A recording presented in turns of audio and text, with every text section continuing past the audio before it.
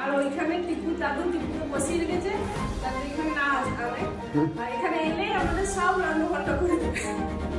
আর টিপু পিঠে খেতে খুব ভালোবাসে।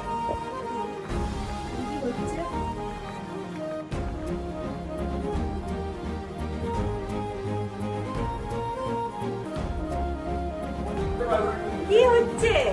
পিঠে হচ্ছে গড়গড়া পিঠে। গড়গড়া পিঠে টিপু তো খুব ভালোবাসে গড়গড়া পিঠে, আর টিপুর দাদু খুব ভালোবাসে।